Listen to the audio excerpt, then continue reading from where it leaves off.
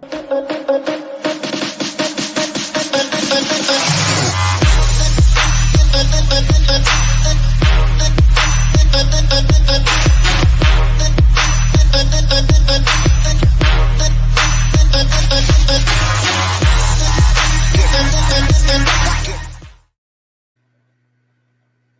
everybody. I'm Selena Rezvani, and you're joining Women and Work Culture. This is a live stream, in case you haven't been here, all about those positive practices for boosting women's leadership in really actionable, meaningful ways. And today we're talking about a topic so close to my heart, all about how to turn down the volume on your own inner critic. I'm so lucky to be here today with somebody who's not only a coach extraordinaire, but a dear friend of mine, Cheryl Rice. Welcome, Cheryl. Selena, it's an honor to be with you and your community. Hello. Thanks for having me. The best. I'm so happy to have you. And yes, a big hello to our community who are joining, by the way, from Baltimore, Megan, Tampa Bay, Anissa, Mosen saying hello, Anna from Maryland, Kayania from Detroit, love this. Mosen's in Frankfurt, Philly suburbs. I love it. I'm so happy to have you all here. We love learning from experts like Cheryl right alongside you. Let me tell you a little bit about Cheryl before we dive in and get some of her pearls of wisdom. Cheryl works with women, in particular, eager to be those leaders in their own lives. Since 1990, she has done that, working on performance with individuals, teams, all about great performance, finding that vision and leadership in yourself. I can testify she's a fabulous speaker in her talks. Cheryl inspires women to really use their own voice and their vision. She's spoken at places like Wharton, Pfizer, AstraZeneca, and Campbell's Soup. She's been in publications like the Philly Inquirer, that's our hometown special paper, the Chicago Tribune, and even Maria Shriver's blog, Architects of Change.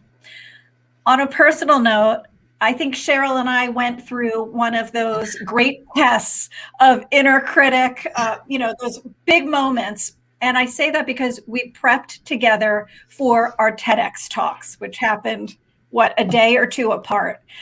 We texted each other moral support and tips. We prepared together, talk about a bonding experience. And I owe you a lot for being such a great champion, Cheryl, in that. Ditto. As we dive in today, everybody, please send us your questions for Cheryl about how to stop your own inner critic from taking over. Okay, we have plenty of questions for her, but we want to hear yours. Such an impressive resume, people are saying, Cheryl. So, Cheryl, you clearly have a passion for helping people own their voice and their confidence.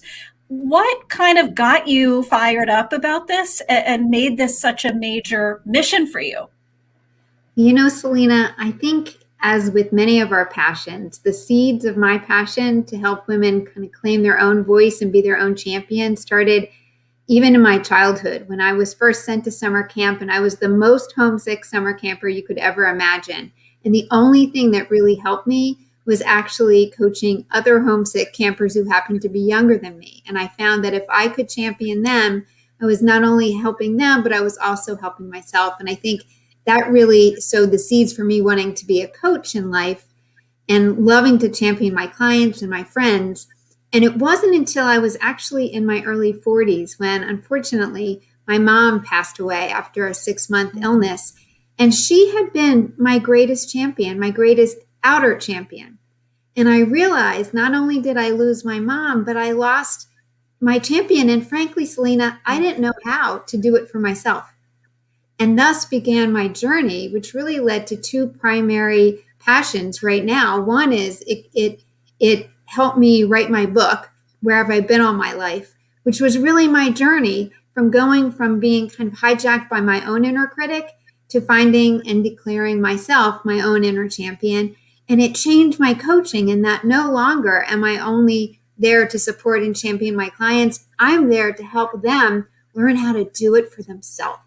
And that's why I'm so passionate. I come by this honestly through my own struggles and really believing that ultimately, each one of us needs to find the wherewithal to befriend and champion and honor our own unfolding, warts and all. And that is the greatest gift of all that we really can give ourselves. And that's where my passion came from in a nutshell. I love that story. And I think a lot of people can relate if you've been lucky enough to have somebody outside of you be that wonderful supportive voice. You also need it inside, and it's so nice to see a note here from Viva saying Cheryl did an amazing presentation on this very topic in 2019. Well, Cheryl, I see a question from Anissa I want to ask you, but I want to ask the same question to all of you joining us on the line. And the question is, can you define inner critic for us? And those of you in our community, tell us, what does inner critic sound like? Like, what's something your inner critic might say, or someone else's that you've heard? Go ahead, Cheryl. I'd love to hear your definition. Yeah, so quite simply, and most people, especially women, don't have trouble defining their inner critic. It is that voice in our head that speaks to us with a harsh tone and frankly with some judgment and criticism and meanness. It's sometimes I call it in shorthand, the bully inside. It's not just our inner roommate, but it really has a tinge of meanness and sharpness and speaks to us in ways that frankly most of us would never speak to anyone else, let alone someone we care about. Yeah.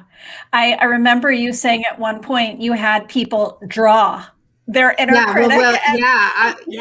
That's a beautiful way of helping people identify their own inner critic. And we do this often, as Vibha can attest in the workshop I had the honor of doing in her community, was, drawing your inner critic, actually taking out a crayon and taking a moment to draw what your inner critic looks and sounds like. And for most of us, it has a very distinct sound, and it can be fun to grab one of your kids' crayons and actually do this. And in fact, I knew we were going to be speaking, so I took the liberty of drawing my inner critic, if you will. I don't know if your community can see this, but it's called the ruler.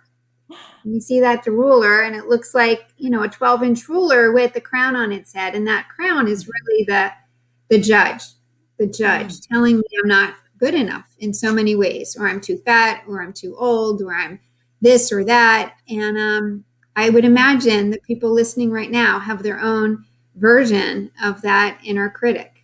Yeah. May I interject with a few of them? Here's Please. One we heard from Michelle. My inner critic always tells me I'm not qualified enough. And you're not alone, Michelle, right? There's the I'm not blank enough, experienced enough, smart That's enough. Right. Leader-like enough, fill in the blank, right? Kiania is saying self-doubt. That's how it shows up. That's what it looks like. Brittany's saying it's a lack of giving yourself grace. Yeah. That grace you're willing to give other people, that slack, that you don't necessarily give yourself. We all hear you. For me, it sounds like you don't belong. Or these very black and white statements, you won't make it, or, you're not right for that. And boy, it is sharp. It makes me think of a whip. Yeah, exactly.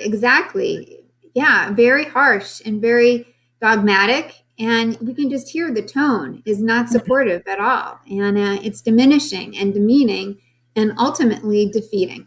That's the problem. Yeah. It's self-defeating, and it hurts. And it even hurts when I take examples like the ones we're hearing now. Yeah. Even I hear it from others, and it kind of makes me want to recoil and say, don't hurt your beautiful, precious self, So it's real, and it's visceral in terms of the impact it has on us. We all want to break some of this pattern, whether we have a little bit of it or a lot. We want to do better. I'm curious, what are some of the techniques that can help people have a different kind of voice, what you call an inner champion, that's more productive, more supportive? Yeah. And I absolutely want to tell you some techniques, and I'm sure I'd love to hear from others what they do. I just want to take a moment, if I may, and just normalize it. I've had people, once we identify the inner critic, they actually criticize themselves for having a critic. And I say it is ubiquitous. So please, I don't want anyone to think they're alone in this or in the minority. Most people, especially most women in my experience, have some version of an inner critic. And it's really is about the volume, how pervasive it is, how loud it is. So that's one thing. I just want to normalize it before we talk about techniques. And in fact, one technique is just normalizing it and realizing there's nothing wrong with you. Another thing to recognize is that there's actually often, and this is a technique, to ask the inner critic, is there a kernel of truth? Is there a kernel of truth in what the critic has to tell you? And for instance, when I was writing my book, and I'm not a professional writer, but I have writers in my family, and I would think, who are you to be a writer? You don't know the difference between an adverb and an ad lib, and you're going to write a really bad book. And the truth was, Selena, that was the nugget of truth I had to listen to. It was totally possible I could write a bad book. Anybody can write a bad book. It's easier to write a bad book than a good book. So once I isolated that kernel of truth, I was then able to do some good problem solving and say, thank you, ruler. Thank you, ruler. You're just concerned that I'm going to, do something that might embarrass me. So what can I do to make sure I don't write a bad book? May not be a #1 bestseller, but it's not going to be bad. So that mobilized me to get an editor, get a copy editor, get some readers, and do all the things I needed to do to at least give myself the confidence that I was doing the best book I could write at that time. So the inner critic always has a nugget of wisdom if we pause to listen. So it's pausing, recognizing the inner critic is not there to hurt you. It is ultimately there to protect you, and take the moment to listen. Another technique, and this now has some great science attached to it, so I'm really excited to tell people about this, is called distanced self-talk. And this is something from Ethan Kross, who's a psychologist at the University of Michigan, who's been studying this. And he found that when we can talk to ourselves in the second person, so to say you or to say your name, it actually lowers our stress, enables us to tap into our wisdom, and also increases or decreases our likeliness for rumination. So instead of just saying, I stink at this, I'll never, get this job if I apply, I'm not going to speak up in the meeting. Talk to yourself in the second person. Say, hey, you're doing your best. Or, hey, Cheryl, I see how hard you prepared for this meeting. If you focus on what you're going to be okay. So speak to yourself in the second person. That's something I can honestly testify to doing on a regular basis. Makes a huge difference. And even, speaking kindly to yourself, just, hey, sweetie, and put you can see when I say this, I always just naturally put my hand on my heart, which is a beautiful self-soothing technique. Just put your hand on your heart, or for some people, it's very tender to put your hand on your cheek. Or if you feel really brave, put your hand on your belly, which a lot of women resist for a lot of other reasons. But just, those tender spots, and to talk in those sweet ways. So those are just some techniques, Selena, that really make a difference. And when you're speaking to yourself, imagine that you're talking to someone you love, whether it's your child, your best friend, your dog, someone who just automatically infuses compassion and warmth. That's how you want to talk to yourself and speak to yourself. That's the path to growth. These are great techniques. And it's really counterintuitive, by the way, to check for a kernel of truth. Because I almost thought you'd say, look, this isn't real. Don't believe it. But it's counterintuitive and powerful to say, maybe I do need to prepare a little better, so that I can come at this in a confident way. The other thing I just want to put out there to people that was one of the biggest light bulbs in my own career around this is really ask yourself, what good has come out of your inner critic? Like, what things can you point to in your life or your career that have been due to that voice? For me, the answer was not a lot, nothing, because it kept me in the dugout watching everybody else play the game. And so, that's just a prompt I'd give you all. What has that inner critic really done for you? On the flip side, what could the supportive coach like voice do for you? A lot, I think. So happy you're enjoying this, Anna. I think there's a crisis of confidence right now for a lot of people. COVID's knocked a lot of people's confidence down and a lot of feeling isolated. You tell a story that I can't not think about. And it was a woman that you coached saying to you, Cheryl, I love my job, I love my family, but I hate my life. Will you please tell us how that manifested and how you coached her through that situation? Yeah, absolutely. She was a woman in one of my group coaching programs, and this was how she introduced herself on the first night. And I think she had myself and the other woman who heard her courage in saying that in tears when she said that. And even now, and this was years ago, it still gives me chills because it was so poignant and so vulnerable. And so in our work, as much of coaching involves, in my experience, there's some outer strategies and inner strategies, and we need them both. So we recognize first the cost she was paying. And for her, it meant she was always feeling guilty. When she was with her kids, she felt she should have been working more. When she was working more, she felt she was neglecting her kids, who at that time were school aged. So she couldn't win. And what's worse is she felt guilty for feeling guilty because she knew she was so blessed to have a really good job in a really beautiful family. So first, of course, we had to unhook from that feeling of guilt and realize that what she needed was, first of all, to learn how to set boundaries, because she wasn't anywhere. If she was at home thinking about work, she wasn't really at home and she really wasn't at work. So part of it was setting boundaries and learning how to say no and not feel guilty, to see saying no as really an investment in care for herself and others. And the inner strategy was really about being able to get on her own side and be present. So frankly, Selena, we talked about just how to be present to the gift of the moment, whether the gift was work that really tapped into her strengths, which she loved using, or being a mom, which she cherished. So we really talked about some techniques of mindfulness and presencing to make it so she could set some boundaries. And gratitude, of course, was also a strategy. And it helped. I mean, I still get Christmas cards from her once a year telling me about, how her life is unfolding in such beautiful ways. So those inner and outer strategies, getting on her own side, and also practicing what I call good enough living. In any, she had such high standards, and I'm sure in your practice, you see this too. Women who put perfection above all are usually the most unhappy. And so we really talk about having really an attitude of good enough being enough, and not feeling like that's a default, but seeing the wisdom in that to having a life of abundance. That's beautiful. Wow. I think a lot of people can relate to some piece of that. Wow, if I told somebody about these distinct parts of my life, they sound great or wonderful, but something's not adding up here, right, to feel full or right or complete. I love your term, get on your own side. It's so Right. profound.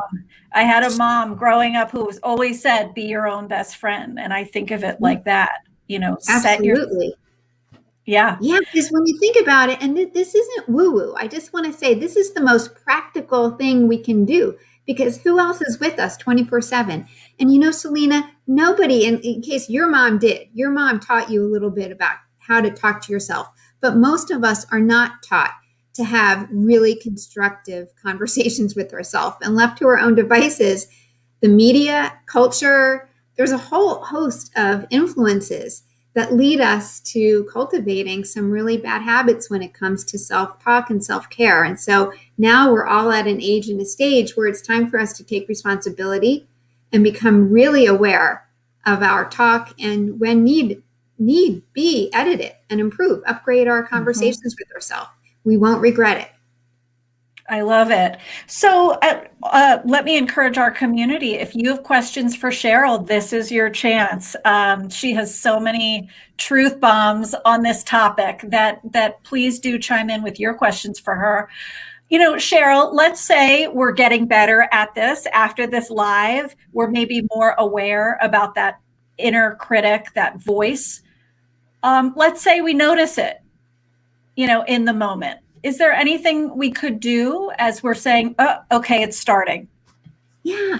Say hi. This is where, coming back to like doing something like writing or drawing, come up with a name for your inner critic. So then you can really quickly, in the moment when it starts showing up, you can say, hey, ruler, thanks for sharing. Thanks for sharing. I'm going to give you another 30 seconds. And then you know what? I'll talk to you in a few hours. Just hear the moment, because what does not work is telling it to shut up or bullying your inner bully. It's just an arms race. It's not going to really win the day. So what does is, when you notice it, just acknowledge it, see if you can very quickly extract that kernel of truth, and then move on. Say, let's pick this up in a couple hours. So coming up with the shorthand name, and one of the beautiful things about that drawing is it adds levity. We take ourselves and our critics so seriously. Just like we can laugh about it. And in my workshops, we share it. And then women really start to giggle and they realize, okay, I am so much more than my inner critic. Come on now, right? So that's the beauty of what you're doing right now, is creating community so people know they're not alone. So you and your girlfriends at your next book club, just bring a crayon, tell everyone to draw their inner critic, and then have a laugh at it and kind of claim it. And nothing of us is unworthy, even our critic. And that's really important to recognize.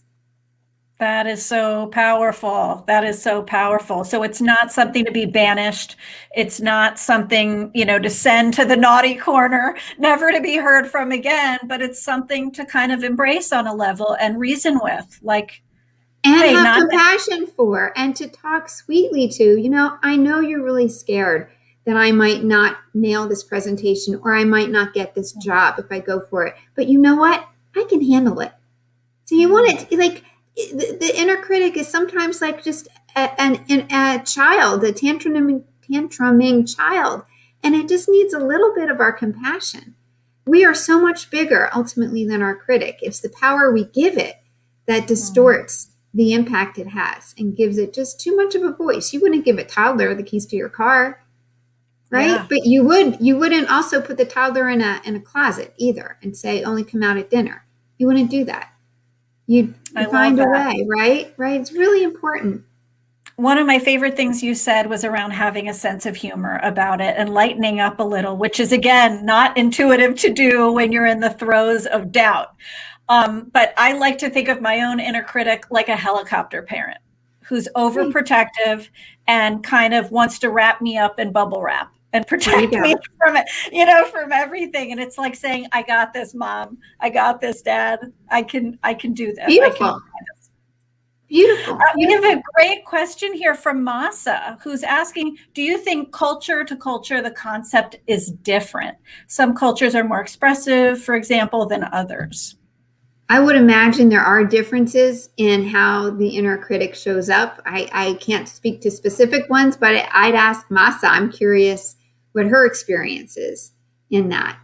I think generally having that internal voice is pretty pervasive. But again, I have not done cultural studies to really compare and contrast. But I'd be curious if Masa has information in that. Yeah, or some hypotheses of your own, right? Because, I think in some cultures, there is more like self-deprecating humor, let's say, than in other cultures where you're, might be the butt of the joke. There's another comment here, which I think is powerful, which many of us can relate to. It is quite tiring to be searching for perfection and judging oneself all the time. Do you have any words of advice for people struggling with that tired search for getting it perfect? Yeah, I love the recognition. It is tiring. So this is where that song, Let It Go, comes in. Let it go. Let it go. And, it's not about perfection. It's such an illusion. And if you knew that the quest for perfection was really a sentence of disappointment, would it still be that compelling? Like, if you could really remind yourself that it's elusive, It's not, it's just fake. It's a fake kind of fool's gold. And instead, it really robs us of our lives as we're living it. So I would focus on letting go of the perfection. The tiredness is a beautiful indicator that it's kind of not serving you. And then think about what does serve you and where real nourishment comes from. And real nourishment comes from accepting ourselves for all of our strengths and all of our struggles and loving ourselves to wholeness. That's where, that's not exhausting. That's luscious. That's nourishing, is to really learn how to be with ourselves, all of ourselves, on the journeys that we're on that are uniquely ours. That's beautiful. And I want to add a point, which is that having interviewed so many people who've made it to the top of organizations, one of my biggest surprises was hearing from many of them that, you know what, I'm not perfect.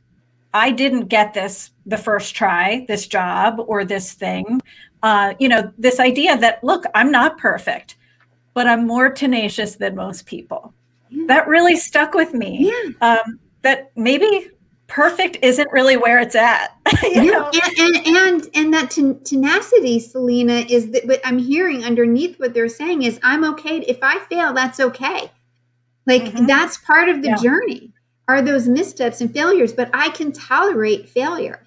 In fact, not only tolerate it, I can seek out opportunities to fail because I see them as opportunities to grow. And this is just to bring it back to inner critic, this is so vital. We want to, people think if they have an inner critic, that actually helps them grow, but quite the contrary. It stifles our growth because we are less willing to take risks and to seek out opportunities for growth if we fear that we're just going to be criticizing ourselves. So you want to become an incredibly soft landing. We all want to be that soft landing that says, hey, give it a shot. What's the worst that can happen? You're going to learn something. If it doesn't work out, it's going to fuel the seeds of your next success. So that's my guess as to what those successful women have learned to keep going. Right. The tenacity is because they're not afraid to fail, because they know they will be on their own side no matter what. That's really beautiful. Really One of them said, and I think about this analogy, they said, it's not that, I worry if I go out all the way on the branch, that I can't handle it. It's knowing if the branch breaks, I can fly. Like, I can do this. And I think there's something really beautiful there. I want to talk about something else in your work that I think is really powerful. You often, champion this idea that you need to celebrate your wins. Will you tell us why just glossing over your wins, not acknowledging them, is not the way to go? Yeah, and I'll do it with a very brief example. A client I had just gotten a major promotion, which she was uber qualified for. And I asked her, I said casually, actually it was near the end of our first meeting, I said, so how did you celebrate? And she said, well, I've only told my husband. And this was weeks later. And I said, you haven't told anybody else? And she said, no, because if I tell them I was hired, I'm just going to have to tell them when I get fired.